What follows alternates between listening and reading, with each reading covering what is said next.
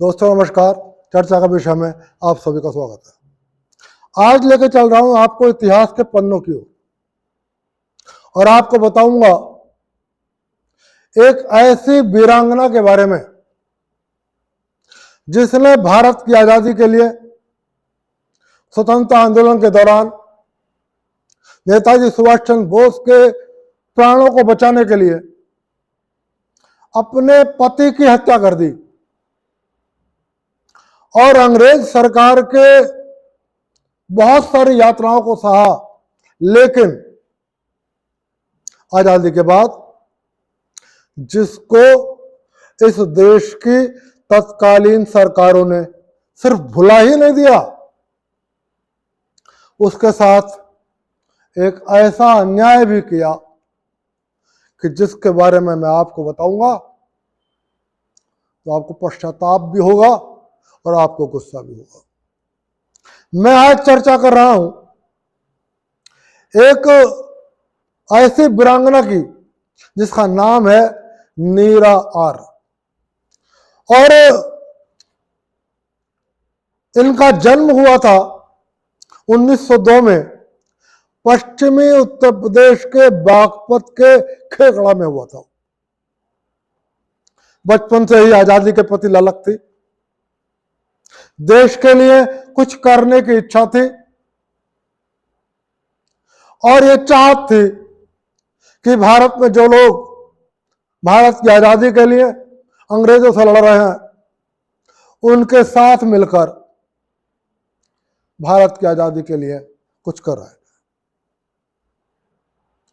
नाम था नीरा आर।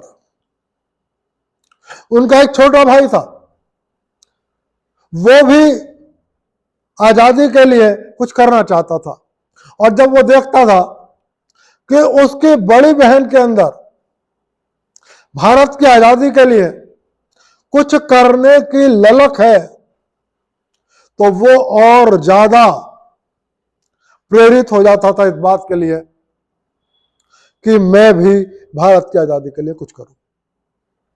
जैसे जैसे बहन भाई दोनों बड़े हुए, नीरा आर सुभाष चंद्र बोस की आजाद हिंद फौज के रानी लक्ष्मीबाई रेजिमेंट का हिस्सा बन गई। बाद में उनका भाई भी इसी रेजिमेंट का हिस्सा बन गया। नीरा आर का काम रानी झांसीबाई रेजिमेंट में रहकर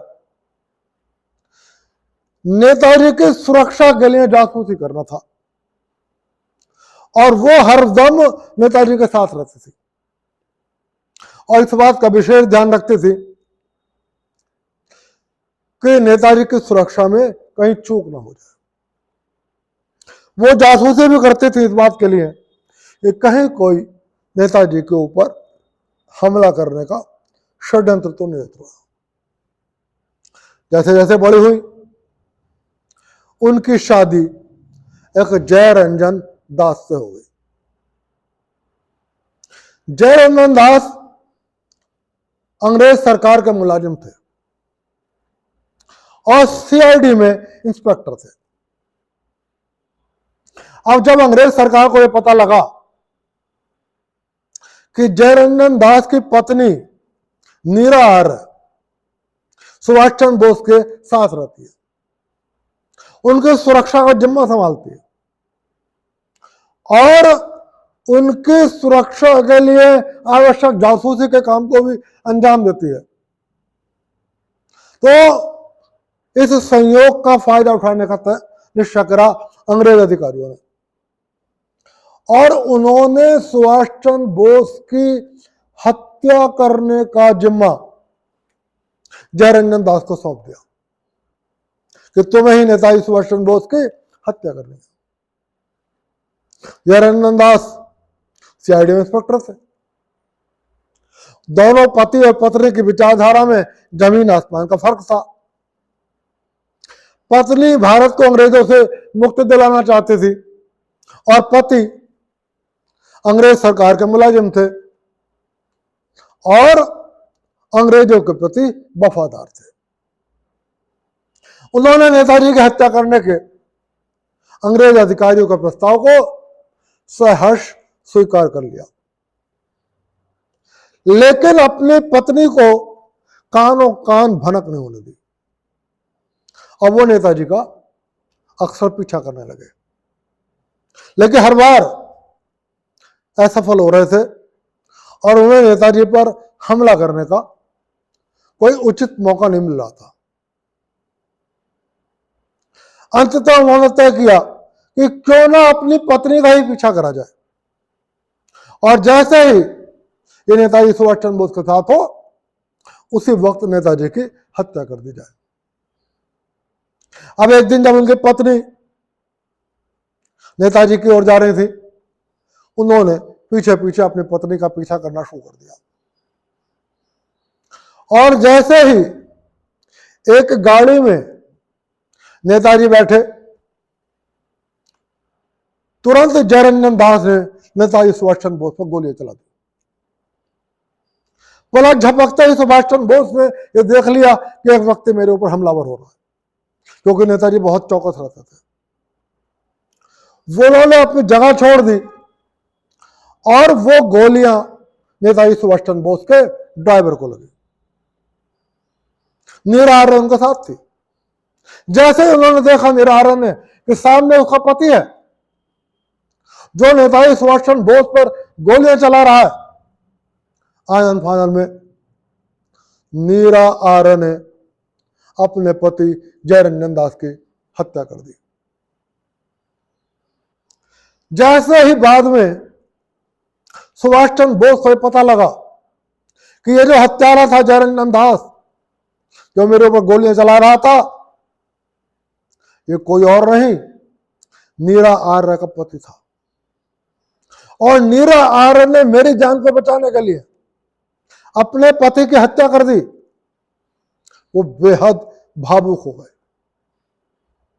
और उन्होंने उस दिन नीरा आर्य का नाम बदलकर कहा, अब तुम नीरा आर्य नहीं, तुम नीरा नागिन हो।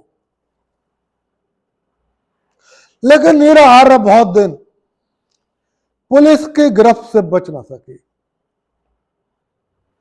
पुलिस ने अंततः अपने पति जयरंजन दास की हत्या करने, अंग्रेजों के साथ गद्दारी करने, भारत की आजादी के लिए लड़ने, अंग्रेज सरकार के खिलाफ जुल्म करने के आरोप में एक दिन नीरा आर्य को गिरफ्तार कर लिया।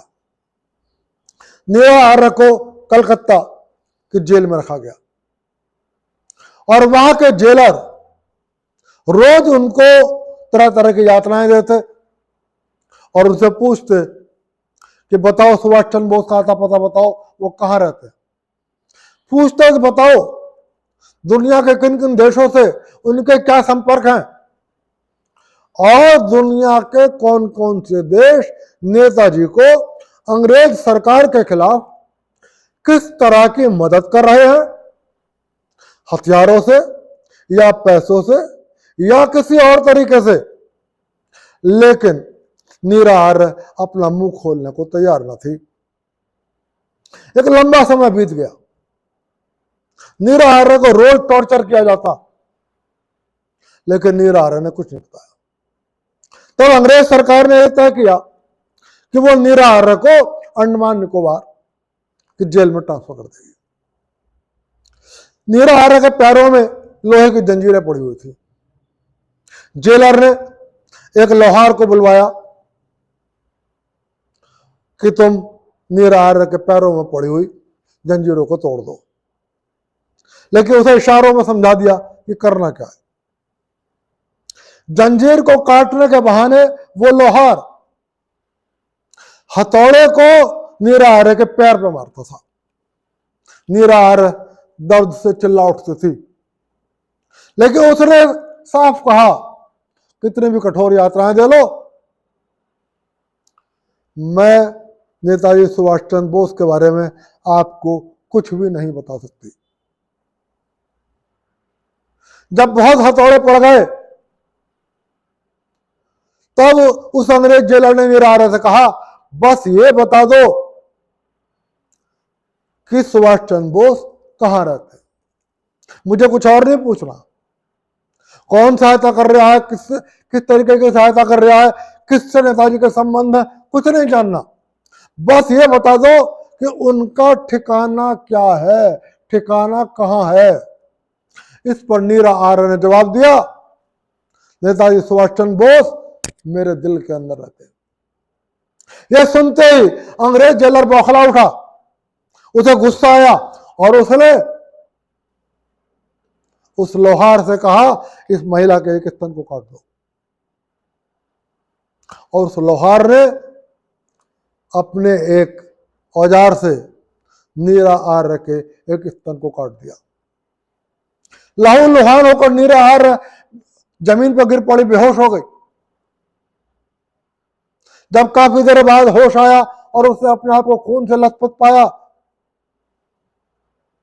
अंग्रेज अफसर ने फिर कहा, अभी भी समय है कि तुम ये बता दो कि सुभाष चंद्र बोस कहां रहते हैं। नीरा आर्य ने कहा, तुम मेरे साथ जितनी यात्राएं कर सकते थे कर ली तुमने, तुम चाहो तो मेरी हत्या कर दो, लेकिन मैं तुम्हें यह नहीं बता सकती कि सुभाष चंद्र बोस कहां रहते हैं। मैं तुम्हें यह नहीं बता सकती कि दुनिया में कौन से लोगों से उनका संपर्क है और वो लोग नेताजी सुभाष चंद्र बोस को अंग्रेजों के खिलाफ किस किस तरीके की सहायता कर रहे हैं। तब जेलर ने देखा कि अब नीरा आर्य कुछ उगलने वाले नहीं है, क्योंकि इसे बहुत यातनाएं दे दी, और नीरा आर्य को अंततः अंडमान जेल में स्थानांतरित कर दिया गया। आपको पता होगा वीर सावरकर को भी अंडमान जेल में भेज दिया गया था, और अंडमान में वीर सावरकर के पैरों में बड़ी बड़ी बेड़ियां डाल दी गई थी। जब अंग्रेज सरकार ये जान जाती थी कि ये स्वतंत्रता सेनानी जो है, या जिनको वो जो उसकी निगाह में अपराधी थे, ये कुछ नहीं बताएंगे, ये कुछ सुधरने वाले नहीं है, तो उन्हें काले पानी की सजा के रूप में अंडमान भेज दिया करते थे। और अंततः आजादी के समय तक नीरा आर्य अंडमान जेल में रही। जब भारत को आजादी मिल गई और तमाम स्वतंत्रता सेनानियों को, जिनको राजनीतिक कारणों से अंग्रेज सरकार ने बहुत यातनाएं दी थी और जेल में रखा गया था, सबको रिहा किया गया। उसी में ही नीरा आर्य को भी रिहा कर दिया गया। लेकिन इतिहास के पन्नों से नीरा आर्य का नाम गायब था। नीरा आर्य के उस योगदान को कि उनने नेताजी सुभाष चंद्र बोस की जान बचाई, इस योगदान को कि तमाम इस तरीके की कठोर यातनाएं सहने के बाद भी उसने अंग्रेजों को नेताजी सुभाष चंद्र बोस के ठिकाने नहीं बताए, उनके संपर्क सूत्र नहीं बताए, अपने पति की हत्या कर दी, अपना स्तन कटवा लिया। लेकिन कांग्रेस सरकार ने उनके इस तमाम बलिदान को भुला दिया और आजादी के इतिहास में उनके इस बलिदान को जगह ना देने का निर्णय करा। क्यों करा, यह अब मैं आपको फैक्ट्स बताऊंगा, तय आप को करना है कि यह कांग्रेस का पाप था या कांग्रेस का नेक काम था, और क्या आप कांग्रेस के इस तरीके के कृत्यों से सहमत हैं और फिर भी कांग्रेस का समर्थन करते हैं। नीरा आर्य को किसी तरीके की राजनीतिक पेंशन नहीं दी गई, उन्हें एक पैसे भी सहायता के रूप में नहीं दिया गया। वो हैदराबाद में रहने लगी, उनके पास खाने के लिए पैसे नहीं थे, जीवन यापन करने के लिए पैसे नहीं थे।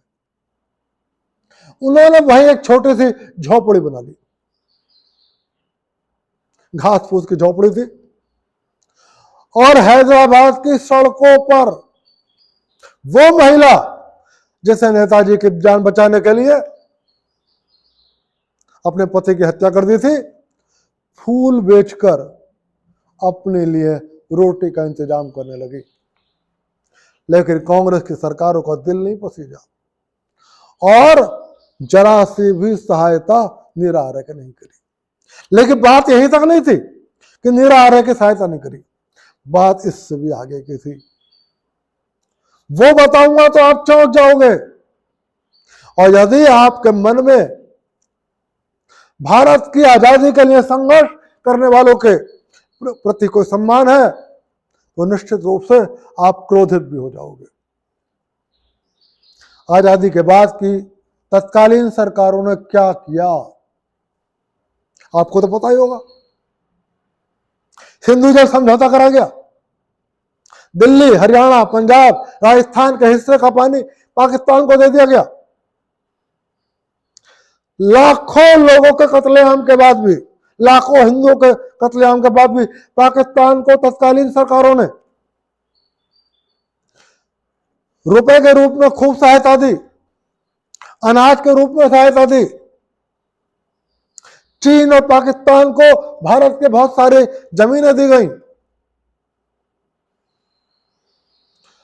और फिलहाल तक आप देख रहे होंगे रोहिंग्या के जैसे अपराधियों को, बांग्लादेशी घुसपैठियों को भी इस देश की कुछ सरकारों ने सारी सुविधाएं दी।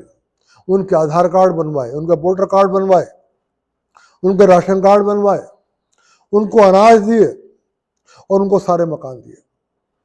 लेकिन आजादी के बाद जो सरकारें थी इस देश में, उन्होंने नीरा आर्य की झोपड़ी को तोड़वा दिया। क्या कारण था? कहा कि नीरा आर्य की झोपड़ी सरकारी जमीन पर बनी हुई है। बोला नीरा आर्य को एक पैसे की सहायता देने की तो बात ही दूर दो, वो बेचारी एक झोपड़ी पर, और उस दौर में जब जमीन की कोई कीमत नहीं थी, जब भारत ने चीन को, पाकिस्तान को जमीनें दी और लाखों हिंदुओं के कत्लेआम के बाद भी पाकिस्तान को अनाज की और पैसे की सहायता दी, उस दौर में भी नीरा आर्य की झोपड़ी को तोड़ दिया गया कि सरकारी जमीन पर जमीन बनाने का अधिकार नीरा आर्य को नहीं है। उनके सारे बलिदान को, सारे त्याग को, उनके संघर्षों को तत्कालीन सरकारों ने भुला दिया। ऐसे ही गुमनामी की जिंदगी में जीते हुए, बहुत बुरे हालातों में अपना जीवन गुजारते हुए 26 मई 1998 को नीरा आर्य ने अपने प्राण त्याग दिए। दोस्तों, एक छोटी सी बात सोचने की जरूर है कि जिन पार्टियों ने भारत में रोहिंग्या जैसे अपराधियों को शरण दी, इस देश के नागरिकों से ज्यादा वरीयता उनको दी, तमाम तरीके की सुविधाएं दी और बांग्लादेशी घुसपैठियों को इस देश में बसाया। और उस दौर में भी, यहां तक कि 2008 का भी आपको पता होगा कि मुंबई के हमले के बाद, जिसमें भारत के बहुत सारे लोगों ने जान गंवाई और दुनिया के और देशों के लोगों ने जान गंवाई, पाकिस्तान को 215 करोड़ रुपए का दान दिया गया और अनाज की सहायता दी गई। उस देश के अंदर आजादी के बाद की सरकारों ने नीरा आर्य की एक छोटी सी झोपड़ी को सिर्फ इसलिए तोड़वा दिया कि ये नीरा आर्य की झोपड़ी सरकारी जमीन पर बनी है। और उस नीरा आर्य को, जिसने अपने पति की सिर्फ इसलिए हत्या कर दी कि उसने पति ने नेताजी सुभाष चंद्र बोस की हत्या करने का प्रयास किया, जिस नीरा आर्य के ऊपर इतने जुल्म हुए, लेकिन उसने अंग्रेजों को यह नहीं बता के दिया कि नेताजी सुभाष चंद्र बोस का ठिकाना क्या है, उस नीरा आर्य को भारत की तत्कालीन सरकारों ने 1 रुपए की सहायता नहीं दी। सहायता की बात छोड़ दो, उनके बलिदान को भी इतिहास के पन्नों में जगह नहीं दी। क्यों नहीं दी आप सब जानते हैं, क्योंकि वो जवाहरलाल नेहरू की वंशज नहीं थी, वो लाला मोहनदास करमचंद गांधी के वंशज नहीं थी, क्योंकि भारत में तो आजादी का नायक उन्हीं को माना गया जो जवाहरलाल नेहरू के खानदान का था। वो जवाहरलाल नेहरू जिन्होंने आजादी की लड़ाई के लिए अंग्रेजों से डांट भी नहीं खाई, एक चांटा भी नहीं खाया, एक डंडा भी नहीं खाया, जिन्हें अंग्रेज सरकारों ने जनता की आंखों में धूल झोंकने के लिए गिरफ्तारी के नाम पर बड़े बड़े राजाओं के महल अलॉट करे और सारी सुख सुविधाएं दी, उनको आजादी का नायक बताया गया। किसी को भारत का बाप बता दिया गया, किसी को भारत का चाचा बता दिया गया। लेकिन नीरा आर्य के बलिदान को भुला दिया।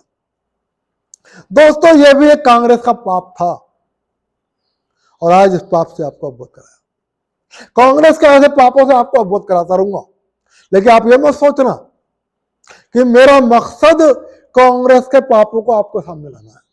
मैं तो चाहता हूं कि कांग्रेस के कुछ अच्छे काम मुझे मिल जाएं और उन अच्छे कामों को भी आपके सामने लेकर आऊं। लेकिन जब मैं इतिहास के पन्नों को पलटता हूं तो बड़े अफसोस के साथ यह बात कहनी पड़ रही है कि मुझे कोई कांग्रेस पार्टी का ऐसा कारनामा नहीं मिलता जिसको मैं बड़े खुशी के साथ आपको ये बता सकूं कि भारत के लिए कांग्रेस पार्टी ने इतना अच्छा काम किया। आपकी निगाह में हो तो मुझे बताना जरूर, मैं उसको भी आपके सामने लाऊंगा। क्योंकि मेरा मकसद सिर्फ कांग्रेस की बुराई करना नहीं है, लेकिन जो झूठा गुणगान किया गया है, जो झूठा इतिहास लिखा गया है, जिन आजादी के नायकों को भुला दिया गया है और जिन झूठे लोगों को आजादी का नायक बना दिया गया है, उनका भंडाफोड़ इस चर्चा के विषय में करता रहूंगा। दोस्तों, आज की चर्चा यहीं तक, फिर मिलूंगा और फिर किसी विषय पर चर्चा करूंगा। और चलते चलते आपसे फिर निवेदन कर रहा हूं, वीडियो पसंद आए तो लाइक कर देना, चैनल को सब्सक्राइब कर देना। आप सभी को विश्वपति का नमस्कार।